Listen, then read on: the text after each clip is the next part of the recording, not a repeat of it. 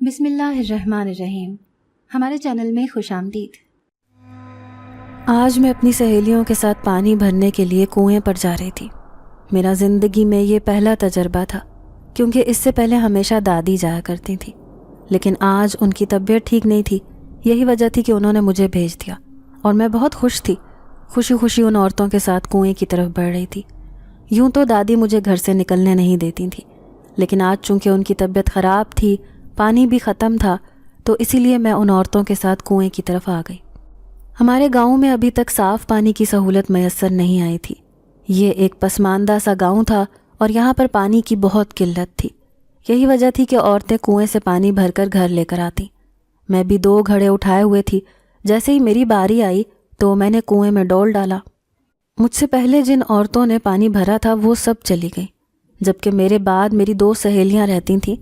میں نے جب ڈول واپس کھینچا تو گھڑے میں پانی بھرنے لگی، لیکن پانی میں کچھ چمک رہا تھا جس نے مجھے چونکا دیا۔ میں نے جیسے ہی اسے ہاتھ میں پکڑ کر دیکھا تو وہ سنہری رنگ کا ایک سکہ تھا۔ میں حیران ہو گئی، کیونکہ میں نے پہلے کبھی نہیں دیکھا تھا۔ میں نے اسے ہاتھ میں پکڑ لیا اور دوبارہ پانی بھرنے کے لیے ڈول کنویں میں پھینک دیا۔ جیسے ہی ڈول باہر آیا تو اس کے اندر پھر سے کچھ سکے موجود تھے۔ میں شدید حیران ہو گئی، کیونکہ مجھے سمجھ نہیں آ رہی تھی کہ آخر ان سکوں کا اس کنویں میں کیا کام ہے۔ میں نے حیرت سے انہیں اپنے دوپٹے کے پلو سے باندھ لیا اور گھڑے میں پانی بھر کے سائڈ پر ہو گئی۔ میں گھر جا کر ان سکوں کو دیکھنا چاہتی تھی، اسی لیے اپنی دونوں سہیلیوں کو جلدی جلدی پانی بھرنے کا کہا، پھر ان کے ساتھ واپسی کے سفر کی طرف روانہ ہو گئی۔ میرے دل میں بار بار ان سکوں کے متعلق خیال آ رہا تھا۔ یہی وجہ تھی کہ اپنی سہیلی کی باتوں کا جواب بھی میں ہوں ہاں میں ہی دے رہی تھی۔ گھر پہنچ کر میں نے جیسے ہی گھڑے کو اس کے اسٹینڈ پر رکھا تو کمرے میں آ کر اپنے دوپٹے کے پلو سے بندھے ہوئے سکے کھولنے لگی۔ ان سکوں کی چمک آنکھوں کو خیرہ کر رہی تھی۔ دیکھنے میں وہ سکے قیمتی معلوم ہوتے تھے، لیکن جس طرح کے وہ سکے تھے وہ میں نے آج تک کبھی نہیں دیکھا تھا۔ میرا نام مریم ہے، میں ایک 16 سال کی لڑکی ہوں۔ میں اپنی دادی کے ساتھ اس چھوٹے سے گاؤں میں رہتی ہوں۔ اس چھوٹے سے گھر میں بس میں اور میری دادی رہتے ہیں۔ ہمیں اس گاؤں میں آئے ہوئے ابھی کچھ عرصہ ہی ہوا تھا۔ پہلے ہم کسی اور گاؤں میں رہتے تھے، وہ اس گاؤں سے بڑا تھا اور وہاں پر تقریباً ہر سہولت موجود تھی، لیکن میرے پھپھا جان کے لالچ کی وجہ سے ہمیں یہاں پر شفٹ ہونا پڑا۔ دراصل میرے اماں ابا کا بچپن میں ہی انتقال ہو گیا تھا۔ جب ایک بار گھر میں آگ لگ گئی تھی تو اماں ابا اس میں جل کر مر گئے تھے۔ ابا نے مجھے کسی نہ کسی طریقے سے باہر نکال دیا تھا، لیکن جب وہ اماں کو نکالنے کے لیے گئے تو تب وہ خود اس آگ کی لپیٹ میں آ گئے۔ دادی اس وقت محلے میں کسی کی خبر لینے کے لیے گئی ہوئی تھیں۔ وہ آگ کیسے لگی تھی اس بات کا تو معلوم نہیں ہو سکا، لیکن وہ آگ میرا اور دادی کا سب کچھ اجاڑ کر لے گئی تھی۔ میں تو صرف 2 سال کی تھی۔ دن رات روتی رہتی اور اپنے ماں باپ کو ڈھونڈتی رہتی۔ دادی نے نہ جانے کس طرح صبر کیا تھا، لیکن وہ وقت ہم دونوں کے لیے بہت برا تھا۔ میرے ابا کی ایک ہی بہن تھی اور وہ اسی گاؤں میں بیاہی ہوئی تھی۔ پھپھو نے اپنی مرضی سے گاؤں کے ایک لڑکے سے شادی کی تھی جو نکما اور آوارہ مشہور تھا، لیکن پھپھو کے ساتھ آتے جاتے کہیں اس کی بات چیت ہوئی اور وہ دونوں ایک دوسرے کو پسند کرنے لگے، اور پھر وہ پسندیدگی اتنی بڑھ گئی کہ ان دونوں نے شادی کرنے کا فیصلہ کر لیا۔ لیکن دادی کو جب اس رشتے کے بارے میں معلوم ہوا تو وہ کسی طور پر راضی نہیں ہوئی۔ وہ اپنی اکلوتی بیٹی کا رشتہ کسی ایسے گھر میں کرنا چاہتی تھیں جہاں پر وہ راج کر سکے، لیکن پھپھو نے تو گندم میں رکھنے والی گولیاں کھانے کی دھمکی دے ڈالی، جس کی وجہ سے دادی مجبور ہو گئیں، اور یوں پھپھو کی شادی اسی لڑکے سے کرنی پڑی۔ لیکن شادی کے بعد دادی نے صاف صاف کہہ دیا تھا کہ اب ہمارا اور تیرا ملنا جلنا ختم ہے۔ پھپھو کو تب اتنا محسوس نہیں ہوا، کیونکہ وہ اپنی شادی شدہ زندگی میں مگن ہو چکی تھیں اور اپنی خوشیوں سے لطف اندوز ہو رہی تھیں۔ لیکن جیسے ہی 6 ماہ گزرے اور اب گھر کی ذمہ داریاں سر پر پڑ چکی تھیں تو پھپھو کو ماں اور بھائی یاد آئے۔ تب انہیں احساس ہوا کہ ان کا شوہر تو کسی کام کا نہیں۔ وہ سارا دن بستر پر لیٹا رہتا یا پھر اپنے یاروں دوستوں میں جا کر بیٹھ جاتا۔ پھپھو سے بہت سمجھاتی، کام کرنے کے لیے کہتی، لیکن وہ کسی طور پر اس بات کے لیے راضی نہ ہوتا۔ اس کا کہنا تھا کہ میں کام نہیں کر سکتا، تم نے مجھ سے سب کچھ جانتے بوجھتے شادی کی ہے، پھر اب کیوں مجھے تنگ کر رہی ہو؟ یہیں پر آ کر پھپھو بے بس ہو جاتی تھیں، اسی لیے خاموش ہو جاتی۔ لیکن جب پھپھو کو اپنی ضرورتوں کے لیے اپنی ساس یا ماں کے آگے ہاتھ پھیلانے پڑتے تو انہیں بہت برا لگتا۔ وہ اپنے شوہر کو بہت دفعہ سمجھا چکی تھیں، لیکن وہ آدمی ڈھیٹ مٹی کا بنا ہوا تھا، کسی طور پر یہ بات نہ مانتا۔ نہ جانے اس کے دل میں کیا چلتا تھا، لیکن بہرحال پھپھو کی زندگی تو اجیرن ہو چکی تھی۔ اپنے طور پر پھپھو نے بہت کوشش کی تھی اپنے شوہر کو سدھارنے کی، لیکن جب وہ خود ہی سدھرنا نہیں چاہتا تھا تو کوئی کیا کر سکتا تھا۔ خیر، کچھ عرصے کے بعد پھپھو کا ہمارے گھر میں آنا جانا شروع ہو گیا۔ اب گو کہ دادی کو پھپھو کے حالات کا دکھ تھا، لیکن وہ پھر بھی پھپھو کی مدد کر دیتی۔ انہیں پھپھو پر غصہ بھی آتا تھا کہ اگر وہ اتنی جلد بازی سے فیصلہ نہ کرتی تو آج حالات مختلف ہوتے، لیکن پھپھو کا شرمندہ سا انداز دیکھ کر وہ اکثر چپ کر جاتی تھیں، کیونکہ پھپھو ویسے بھی امید سے تھی۔ میں تو تب پیدا ہی نہیں ہوئی تھی، یہ حالات تو مجھے بعد میں دادی نے بتائے۔ ویسے تو ابا بھی پھپھو سے بہت ناراض تھے، لیکن وہ صرف اپنی ماں کی وجہ سے مجبور تھے، کیونکہ دادی نے انہیں کہا تھا کہ جب تک وہ زندہ ہیں تب تک وہ اپنی بیٹی سے ملیں گی، اس لیے ابا نے بھی کوئی اعتراض نہیں کیا۔ انہی دنوں میں ایک دن پھپھو روتی ہوئی گھر چلی آئی، اپنے شوہر کی برائیاں کرنے لگی۔ دادی پہلے تو چپ چاپ سنتی رہی، پھر تنگ آ کر کہنے لگی کہ یہ فیصلہ تیرا اپنا تھا، اب کیوں ایسے رو رہی ہے؟ دادی کی بات سن کر پھپھو اور زیادہ شدت سے رونے لگی، کہنے لگی کہ فیصلہ بے شک میرا اپنا تھا، لیکن کہیں نہ کہیں آپ لوگ بھی اس بات کے ذمہ دار ہیں۔ اگر آپ موقع پر مجھے سمجھا دیتے تو میں سمجھ جاتی، پھپھو نے دادی سے کہا، اور پھر ذرا جھجک کر دادی سے کہنے لگی کہ مجھے جائیداد میں سے اپنا حصہ چاہیے، کیونکہ میرے شوہر کو کام کرنے کے لیے کچھ رقم کی ضرورت ہے جو کہ ان کے پاس نہیں ہے، اس لیے میں نے سوچا کہ میں اپنا حصہ مانگ کر ان کی ضرورت پوری کر دیتی ہوں، ہمارے گھر کا نظام تو ٹھیک ہو جائے گا۔ پھپھو نے نظریں چراتے ہوئے دادی سے کہا۔ دادی چند لمحے تو خاموشی سے پھپھو کو گھورتی رہیں، پھر کہنے لگی کہ یہ تیرا نہیں بلکہ اس کا فیصلہ ہے۔ ٹھیک ہے، اگر تجھے اپنا حصہ چاہیے تو میں تیرے بھائی سے کہہ دوں گی، وہ تجھے پہنچا دے گا۔ پھپھو چپ کر کے تھکے ہوئے انداز میں اٹھ کر اندر کمرے میں چلی گئی۔ پھپھو کو حصہ دینے کے معاملے پر دادی نے ابا کو کس طرح سمجھایا، یہ ایک الگ کہانی ہے۔ بہرحال پھپھو کا جو حصہ بنتا تھا انہیں دے دیا گیا۔ پھپھو بہت خوش تھی، ان کا شوہر بھی، خاص طور پر شکریہ ادا کرنے کے لیے آیا تھا۔ اسی طرح کچھ دن تو بہت سکون سے گزر گئے، لیکن 1 مہینے کے بعد وہ پھر روتی ہوئی آئیں، کہنے لگی کہ اس ذلیل شخص نے میرے سارے پیسے برباد کر دیے، اپنی عیاشی کرنے کے چکروں میں میرے حصے کے سارے پیسے کھا گیا ہے۔ نہ تو اس نے کوئی کام کیا ہے، نہ ہی مجھے کرنے دیا، بلکہ خاموشی سے وہ سارے پیسے کھا گیا۔ پھپھو نے روتے روتے کہا تو دادی کو بے حد افسوس ہوا، کہنے لگی ہم نے تجھے تیرا حصہ دے دیا تھا، اب تو جانے اور وہ، میرے لیے آج سے تو مر گئی، تو صرف اس کی بیوی رہ گئی ہے، میری بیٹی تو کہیں سے ہے ہی نہیں۔ یہ کہتے ہوئے دادی کی آواز بھرا آ گئی اور وہ رونے لگی، لیکن بہرحال اس دن کے بعد پھپھو نے دوبارہ میکے میں قدم نہیں رکھا۔ اسی دوران میں میری بھی پیدائش ہو گئی۔ پھپھو نے گھر پر آنا جانا چاہا، لیکن دادی نے انہیں منع کر دیا اور گھر میں آنے نہیں دیا۔ اس بات کو پھپھو نے انا کا مسئلہ بنا لیا اور دوبارہ کبھی ادھر کا رخ نہیں کیا۔ کچھ عرصے کے بعد جب میں 2 سال کی تھی تو گھر میں آگ لگ گئی، جس کی بدولت اماں ابا کا انتقال ہو گیا اور میں اور دادی بچ گئے۔ ہمارے لیے یہ صدمہ بہت بڑا تھا، لیکن اس سے بھی برے حالات تب پیش آئے جب اچانک اس صدمے کی حالت میں پھپھو نے گھر میں آنا شروع کر دیا۔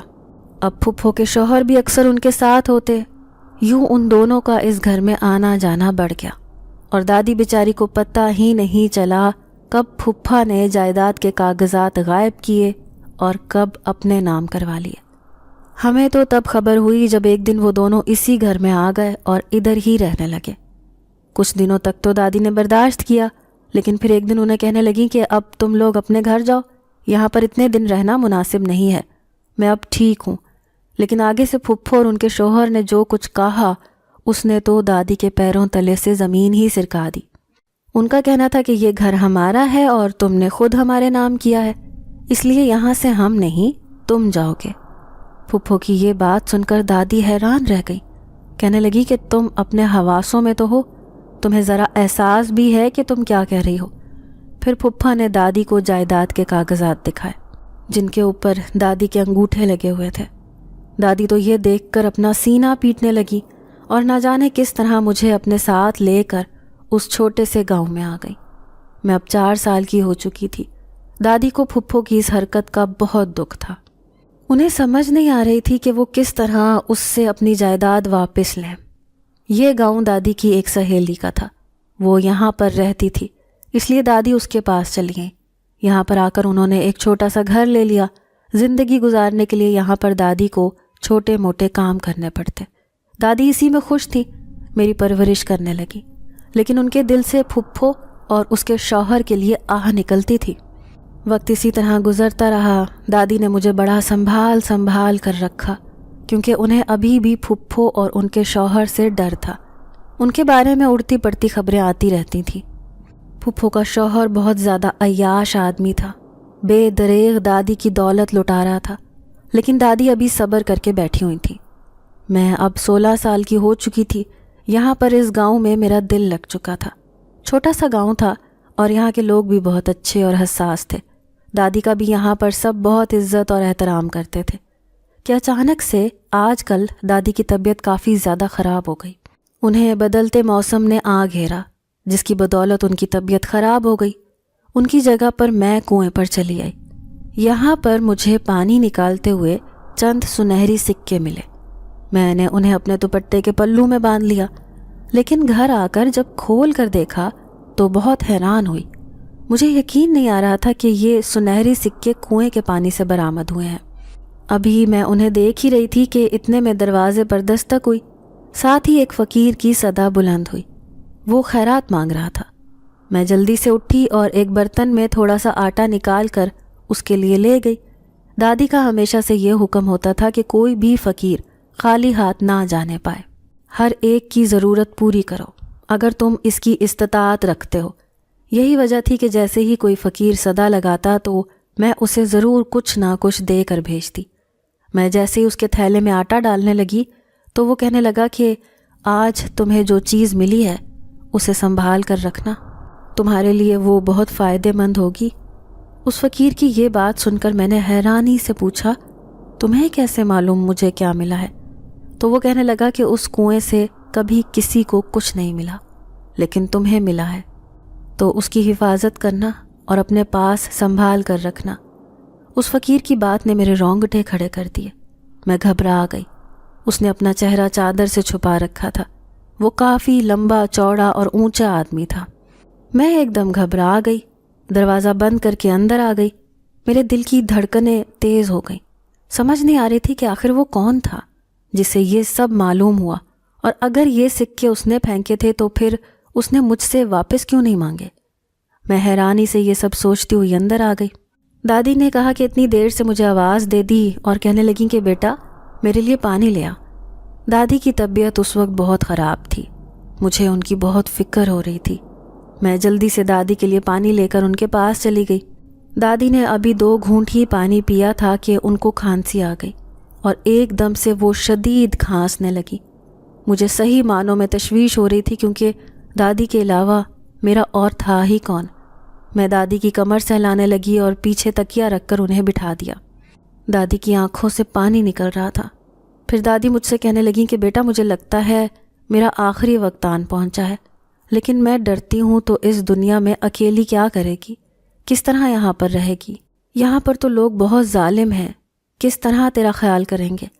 یہ سوچ مجھے سکون سے مرنے بھی نہیں دے رہی۔ میں کیا کروں؟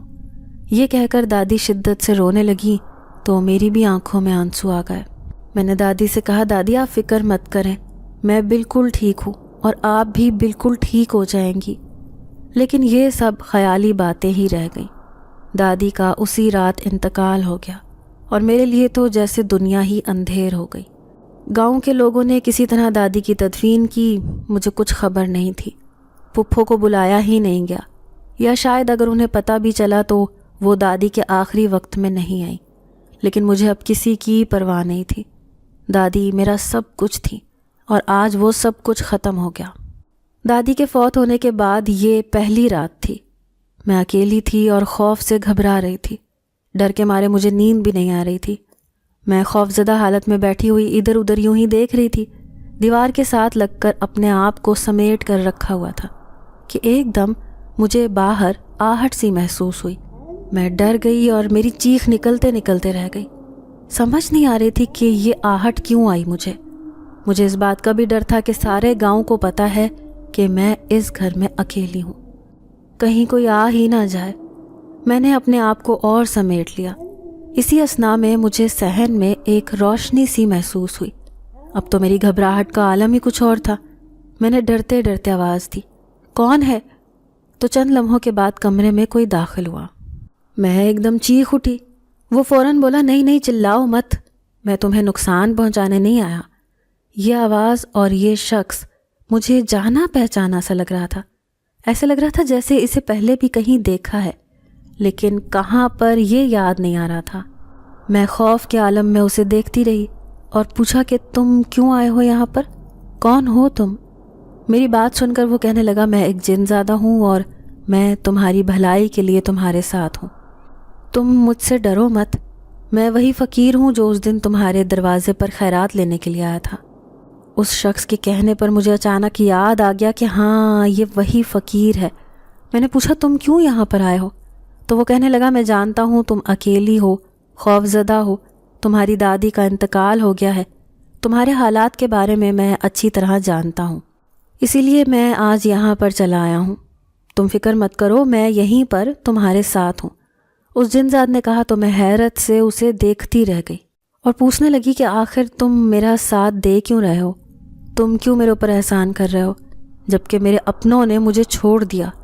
میں یہ کہتے ہوئے رونے لگی۔ وہ چند لمحے وہیں پر کھڑا رہا، پھر کہنے لگا کہ میں بچپن سے ہی تمہارے ساتھ ہوں، لیکن تمہیں کبھی محسوس ہی نہیں ہوا۔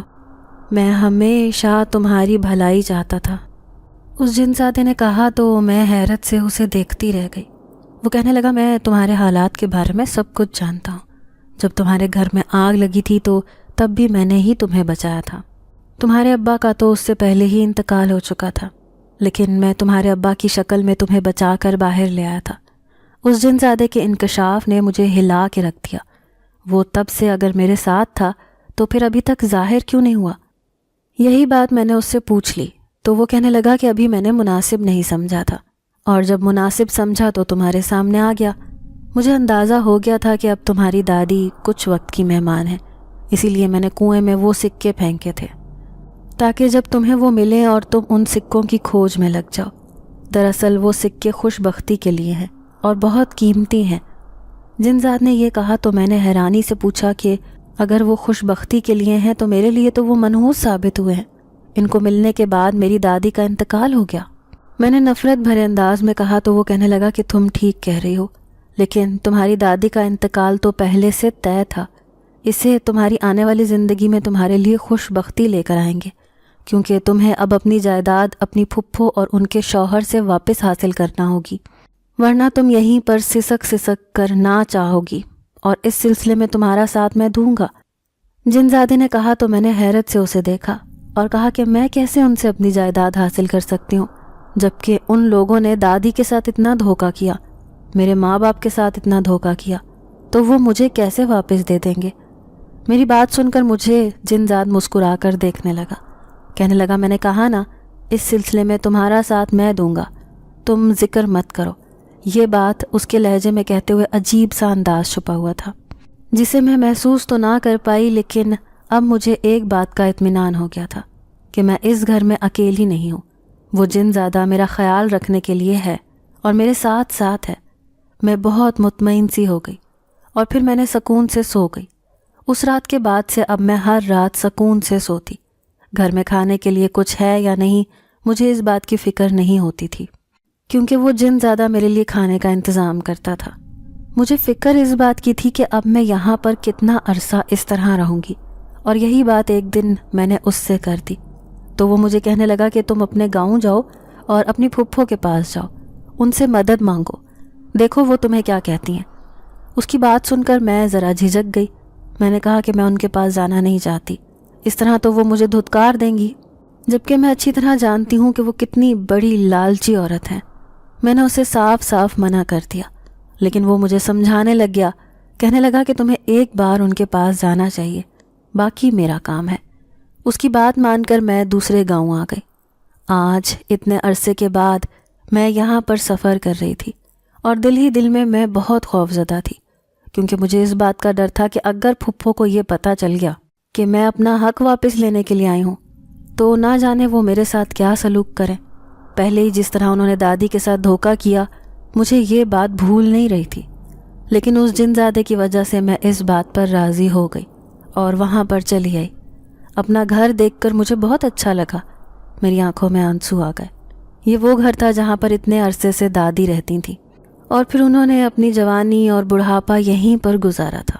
میرے ماں باپ بھی اسی گھر میں تھے، لیکن اب یہ گھر غیروں کے قبضے میں تھا۔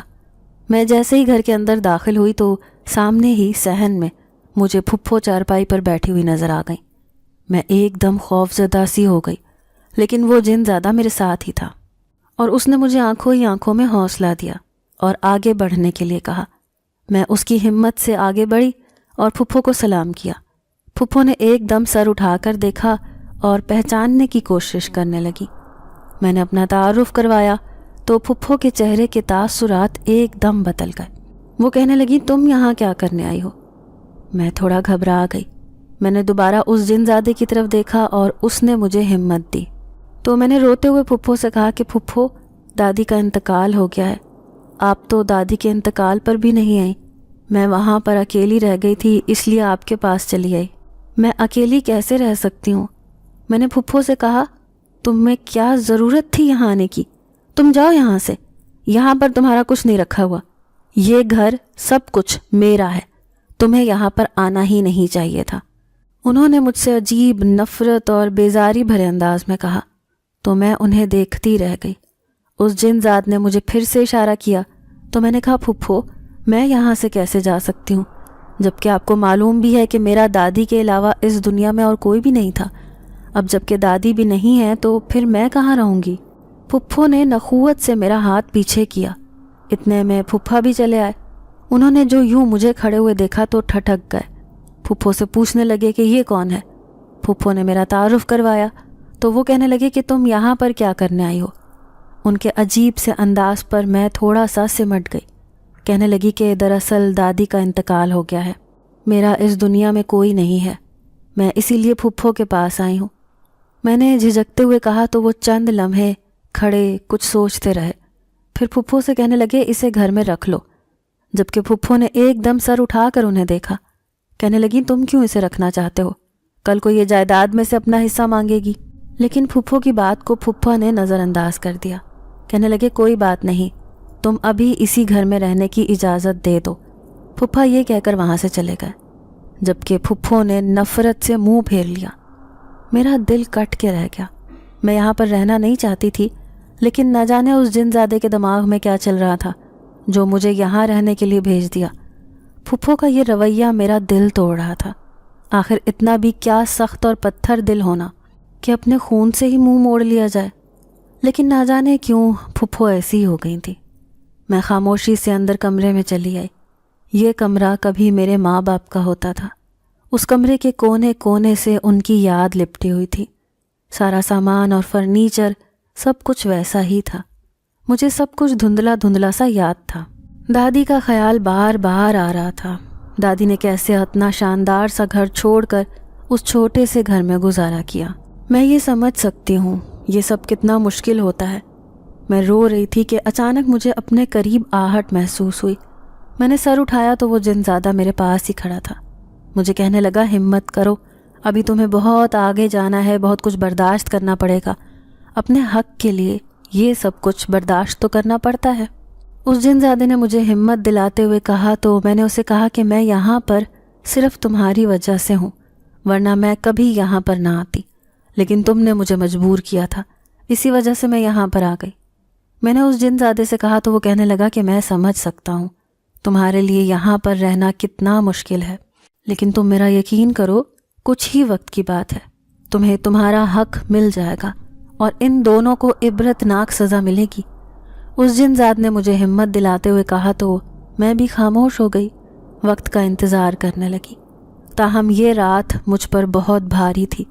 ساری رات میں نے جاگ کر گزار دی، مجھے نیند ہی نہیں آ رہی تھی۔ نہ جانے کیوں میری چھٹی حس مجھے کسی خطرے کا اشارہ دے رہی تھی، لیکن مجھے اس بات کی سمجھ نہیں آ رہی تھی کہ آخر کیا ہونے جا رہا ہے۔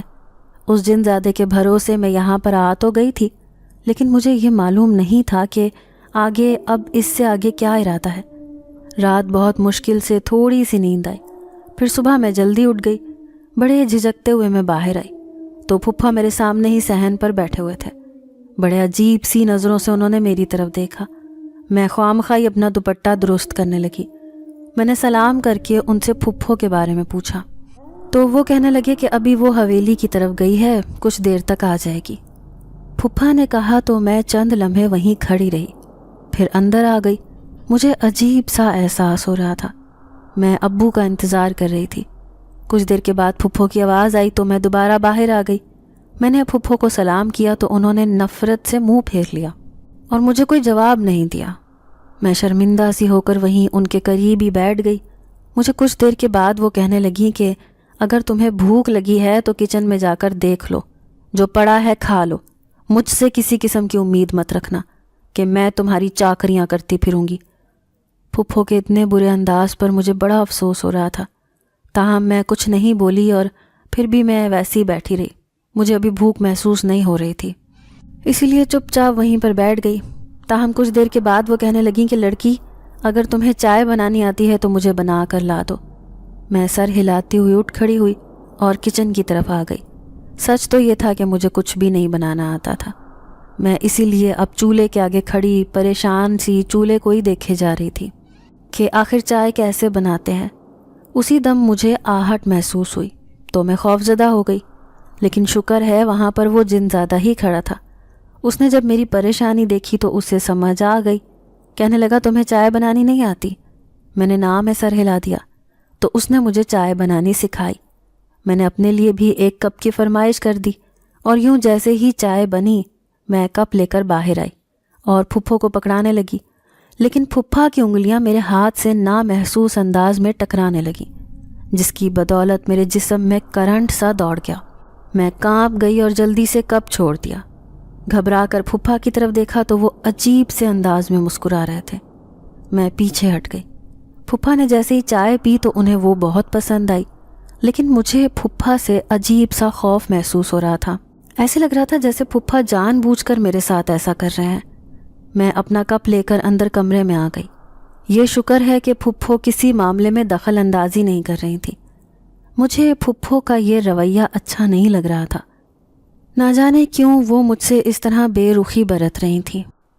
میں نے تو اپنا حق بھی نہیں مانگا تھا، پھپھو میرے ساتھ یہ سب کچھ کر رہی تھیں اور مجھے یہ بالکل بھی اچھا نہیں لگ رہا تھا۔ مجھے یہاں پر آئے ہوئے 1 ہفتہ ہو گیا تھا اور اب میں کافی حد تک پھپھو کا مزاج سمجھ گئی تھی، لیکن پھر بھی مجھے پھپھو کی طرف سے دھڑکا ہی لگا رہتا۔ پھپھو مجھ سے ضرورتاً بھی بات نہیں کرتی تھیں، لیکن پھر بھی اتنا ہی بہت تھا کہ انہوں نے اپنے گھر میں مجھے رہنے کی اجازت دے دی تھی۔ مجھے اب یہاں پر رہتے ہوئے 10 دن سے زیادہ ہو چکے تھے اور مجھے ابھی تک یہ بات سمجھ نہیں آئی تھی کہ آخر وہ جن زادہ تھا وہ کیا چاہتا تھا، وہ مجھ سے کیا کروانا چاہتا ہے، کیونکہ اس نے ابھی تک مجھے کوئی بھی اشارہ نہیں کیا تھا۔ میں اس کی منتظر تھی کہ وہ مجھے بتاتا، پھر ہی میں پھپھو سے اپنے حصے کی بات کرتی، لیکن اس نے تو مجھ سے کچھ بھی نہیں کہا۔ آج پھپھو کی طبیعت کچھ ٹھیک نہیں تھی، اس لیے وہ سرے شام ہی کمرے میں جا کر بیٹھ گئی تھی۔ میں نے اپنا کھانا کھایا، واپس اپنے کمرے میں چلی گئی۔ ابھی تک تو پھپھا بھی گھر آ چکے تھے، پھر وہ بھی کمرے میں چلے گئے، جبکہ میں اپنے کمرے میں بستر پر لیٹی ہوئی سونے کی کوشش کر رہی تھی۔ مجھے دادی بہت یاد آ رہی تھی اور آج تو میرا دل بھی بہت اداس تھا۔ نہ جانے کتنا وقت گزر گیا تھا کہ ایک دم سے آہٹ ہوئی۔ میں سمجھی کہ وہی جن زادہ ہوگا۔ میں نے اسے مخاطب کرتے ہوئے کہا کہ تم نے مجھے ابھی تک نہیں بتایا کہ مجھے کیا کرنا ہے۔ مجھے اتنے دن ہو گئے یہاں پر رہتے ہوئے اور تم کچھ بتا بھی نہیں رہے۔ یہ کہتے ہوئے میں اٹھ کھڑی ہوئی، لیکن سامنے اس جن زادے کے بجائے پھپھا کو کھڑے دیکھ کر میرے رونگٹے کھڑے ہو گئے۔ میں ایک دم خوف زدہ ہو گئی۔ پھپھا سے پوچھا، جی پھپھا آپ کو کچھ چاہیے؟ میری بات سن کر وہ میرے قریب چلے آئے اور بڑی کمینی سی مسکراہٹ اپنے ہونٹوں پر سجا کر کہنے لگے، ہاں چاہیے۔ پھپھا کے کہنے پر میں نے پوچھا جی بتائیے کیا چاہیے؟ تو وہ جلدی سے کہنے لگے تم چاہیے ہو۔ پھپھا نے بڑی خباثت اور بدتمیزی سے مجھے کہا تو میں غصے سے ان سے بولی پھپھا آپ کو شرم آتی ہے؟ میں آپ کی بیٹی کی عمر کی ہوں اور آپ مجھ سے کیا بات کر رہے ہیں؟ لیکن پھپھا نے ایک دم مجھے پکڑ لیا، کہنے لگے کہ تجھے پتہ ہے میں نے اسی وجہ سے تجھے اس گھر میں رہنے کی اجازت دی تھی، اگر تو یہاں پر میری مرضی کے مطابق نہ رہی تو میں تجھے یہاں پر رہنے نہیں دوں گا، میں تجھے واپس بھیج دوں گا اور تیری پھپھو کو کہہ دوں گا کہ تو نے مجھے ورغلانے کی کوشش کی ہے۔ پھپھا بڑے کمینے سے انداز میں یہ کہنے لگے۔ میں یہ سن کر کانپ گئی۔ میں نے ان سے کہا کہ آپ اور کتنا گریں گے؟ آپ کو اندازہ بھی ہے کہ آپ کیا بات کر رہے ہیں؟ میں نے ششدر لہجے میں پھپھا سے کہا تو وہ کہنے لگے بالکل مجھے اندازہ ہے، اسی لیے تو میں تم سے یہ بات کر رہا ہوں، اسی میں ہم دونوں کا ہی فائدہ ہے۔ پھپھا نے خباثت سے ایک آنکھ دباتے ہوئے کہا تو مجھے اس شخص سے شدید نفرت محسوس ہوئی اور مجھے اس جن زادے پر غصہ آنے لگا جس نے مجھے یہاں پر بھیج دیا، اور میں بھی بے وقوف بن کر اس کی باتوں میں آ گئی اور یہاں پر چلی آئی۔ میں نے پھپھا کو پیچھے ہٹاتے ہوئے اپنے بستر سے اٹھ کر کہا کہ میں یہاں پر نہیں رہ سکتی، میں ابھی یہاں سے جا رہی ہوں۔ میں جیسے ہی دروازے کی طرف بڑھنے لگی تو پھپھا نے مجھے جھپٹ لیا۔ میرے منہ سے چیخ نکلنے ہی لگی تھی کہ ان کا ایک بازو میرے منہ پر آ گیا۔ پھپھا ایک صحت مند اور طاقت والے انسان تھے، جبکہ میں ایک کمزور سی دھان پان سی لڑکی تھی۔ میں پھپھا کی باہوں میں مچل مچل گئی، لیکن پھپھا کو مجھ پر کوئی ترس نہیں آیا۔ انہوں نے ایک دم مجھے اپنے بستر پر گرا دیا اور دروازے کو کنڈی لگا دی۔ میرے پاس اس وقت بھاگنے کا کوئی راستہ نہیں تھا۔ اسی دوران جیسے ہی پھپھا نے مجھ پر حملہ کرنے کی کوشش کی، ایک دم سے وہ جن زیادہ سامنے آ گیا۔ اس نے پھپھا کا ہاتھ پکڑ لیا۔ پھپھا اپنے ہاتھ کو چھڑوانے کی کوشش کر رہے تھے۔ انہیں ذرا بھی اندازہ نہیں تھا کہ کون انہیں اس طرح روکے ہوئے ہے۔ وہ خود کو چھڑوانے کی کوشش کر رہے تھے، لیکن وہ جن زیادہ انہیں ہوا میں اوپر کو اٹھا کر لے گیا۔ پھپھا کی تو آنکھیں خوف سے باہر آ گئیں۔ پھر اس نے ایک دم پھپھا کو نیچے پٹک دیا۔ پھپھا درد سے کراہنے لگے اور بہت ڈر گئے، رو رو کر گڑ گڑا کر اپنی زندگی کی بھیک مانگنے لگے۔ پھپھا کو ابھی تک اندازہ ہی نہیں ہوا تھا کہ ان کے ساتھ کیا ہو رہا ہے۔ اسی دم انہوں نے میری طرف دیکھ کر کہا کہ آخر یہ سب کیا ہو رہا ہے؟ کون ہے یہ؟ میں نے ان سے کہا کہ یہ میرا محافظ ہے۔ میری بات سن کر پھپھا کہنے لگے محافظ؟ کیسا محافظ؟ میری جان اس سے چھڑواؤ، کون ہے یہ آخر؟ یہ میرے سامنے کیوں نہیں آ رہا؟ پھپھا عجیب بوکھلائے ہوئے لگ رہے تھے اور اس وقت ان کی حالت خوف کے مارے پتلی ہو رہی تھی۔ اچانک میرے کچھ بولنے سے پہلے ہی وہ جن زیادہ بول اٹھا، کہنے لگا ہاں میں اس کا محافظ ہوں اور اپنے آخری دم تک اس کی حفاظت کروں گا۔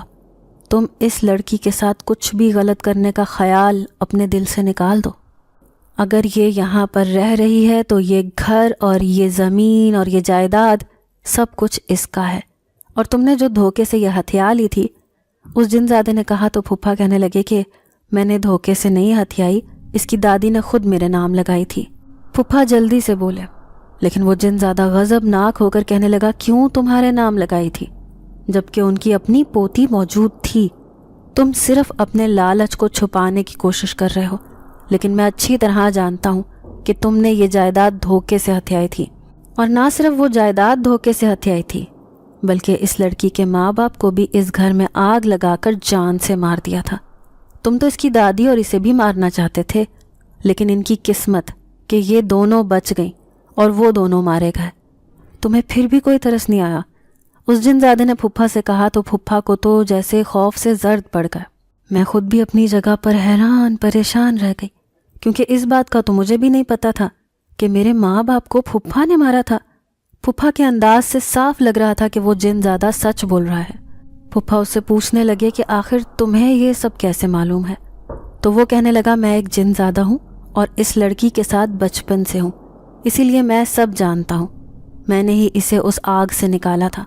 میں تمہاری آخری حد دیکھنا چاہتا تھا، لیکن تم تو بہت گرے ہوئے انسان نکلے۔ اب تم اپنی مرضی سے صبح ساری جائیداد اس لڑکی کے نام کرو گے اور یہاں سے چلے جاؤ گے، اور اگر تم نے ایسا نہیں کیا تو پھر تم اپنا انجام دیکھ لینا۔ وہ انجام بہت برا ہوگا، उस जिनज़ादे ने सर्द अंदाज में कहते हुए फुफ्फा को धमकाया तो फुफ्फा जैसे अपनी जगह पर मुंजमद से होकर रह गए। मैं खुद भी इन सारी बातों और इंकशाफात से बहुत हैरान थी, क्योंकि इनमें से बहुत कुछ मुझे नहीं पता था। उस जिनज़ादे का अपने साथ होना मुझे हकीकी मानों में एक नेमत से कम नहीं लग रहा था। जिस तरह उसने मेरी मदद की और अब ऊपर से मेरी जान बचाई, मेरी इज्जत की हिफाजत की, मेरे लिए ये बहुत बड़ी बात थी। फुफ्फा फ़ौरन मेरे कमरे से निकल गए तो मैंने उस जिनज़ादे का शुक्रिया अदा किया और कहा कि जिस तरह तुमने मेरी इज्जत की हिफाजत की है, मैं तुम्हारी बहुत शुक्रगुजार हूँ।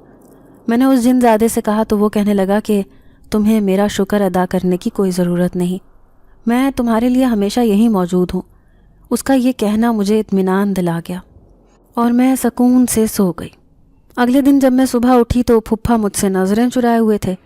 ताहम मैंने फुफ्फो से कोई भी बात नहीं की, लेकिन फुफ्फो का अंदाज़ भी कुछ अजीब सा था। उसी दोपहर फुफ्फा कुछ कागजात लेकर आए और वो मेरे हवाले कर दिए। फिर कहने लगे कि ये सारी ज़मीन और जायदाद के कागजात हैं, मैंने सब कुछ तुम्हारे नाम कर दिया है, अब कानूनी तौर पर इन सब चीज़ों की मालिकन तुम हो। फुफ्फा ने वो कागजात मुझे देते हुए कहा, जबकि फुफ्फो तो हैरत के आलम में गुम थी। वो फ़ौरन फुफ्फा से पूछने लगी कि आखिर आपने इसके नाम क्यों किया है ये सब कुछ? ये लड़की सब कुछ लुटा देगी, हमने इतनी मेहनत से संभाला हुआ है, हम कहाँ जाएंगे? फुफ्फो की बातें बहुत बेरब्त थीं, जबकि फुफ्फा कुछ भी नहीं बोल पा रहे थे। अगर वो कुछ बोलते तो उनके गुनाह फुफ्फो के सामने आ जाते। मैंने भी चुप रहने में ही आफियत समझी और खामोशी से वो कागजात पकड़ लिए। उसी शाम फुफ्फा और फुफ्फो दोनों उस घर से निकल गए। अब उस घर में मैं अकेली रह गई थी, लेकिन नहीं, मेरे साथ वो जिनज़ादा मौजूद था। उन दोनों के जाने के बाद मुझे एक सुकून का एहसास हुआ। अपने घर में होने का एहसास होना कितनी बड़ी नेमत थी। मैं खुश थी कि मैंने वो घर वापस हासिल कर लिया था जहाँ पर मेरे माँ बाप रहते थे, जहाँ पर मेरी दादी की जवानी गुजरी थी। मैंने उस जिनज़ादे का शुक्रिया अदा किया और कहा कि तुमने मेरे साथ बहुत बड़ी नेकी की है, तुमने मुझे मेरा घर वापस दिला दिया। मैं शायद ज़िंदगी में कभी इसे हासिल ना कर पाती, लेकिन तुम्हारी बदौलत ये सब काम बहुत आसानी से हो गया। मैंने खुश होते हुए उस जिनज़ादे का शुक्रिया अदा किया तो वो कहने लगा कि तुम्हें मेरा शुक्रिया अदा करने की कोई ज़रूरत नहीं है, तुम जानती हो मैं यहाँ पर तुम्हारे लिए मौजूद हूँ और हमेशा यहीं रहूँगा, तुम फ़िक्र मत करो। मुझे इस बात का इत्मीनान था कि वो जिनज़ादा अब हमेशा मेरी हिफाजत करेगा, इसीलिए मैं उस घर में सुकून के साथ रह रही थी। फुफ्फो और फुफ्फा के जाने के बाद मैं दोबारा कभी ना तो वो लौट कर आए, ना ही मुझे उनकी कोई खैर खबर मिली। कभी कभी मुझे ख्याल आता था कि शायद अगर वो यहाँ रह भी लेते तो मुझे कोई मसला तो नहीं था, लेकिन शायद यहाँ पर रहने से मेरे ऊपर फिर से कोई मुसीबत आ सकती थी, और ये अच्छा ही हुआ कि वो यहाँ से चले गए। मैं उस घर में सुकून से रह रही थी। अब तो मैंने गाँव के लिए ही एक स्कूल को ज्वाइन कर लिया था, वहाँ पर मैं पढ़ाती थी। मेरे दिन काफ़ी अच्छे और मसरूफ़ गुजर रहे थे। एक दिन वो जिनज़ाद मुझसे कहने लगा, सुनो, मैं तुमसे शादी करना चाहता हूँ और तुम्हें अपनी दुनिया में अपनी दुल्हन के तौर पर ले जाना चाहता हूँ, क्या तुम मुझसे शादी करोगी? जिनज़ाद ने अजीब से अंदाज में कहा तो मैं खामोश होकर रह गई और उसे कुछ ना कहा।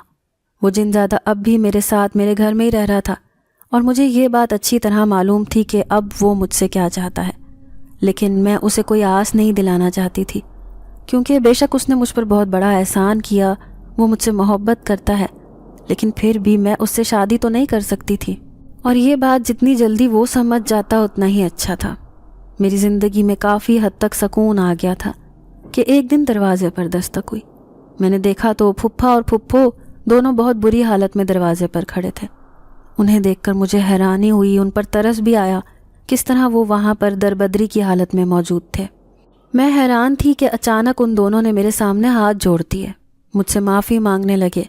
उनका कहना था कि उन्होंने सारी ज़िंदगी बहुत गलतियाँ की हैं, अपने लालच की वजह से उन्होंने बहुत नुकसान किया है, अपने रिश्ते खो दिए और बदले में उन्हें क्या मिला?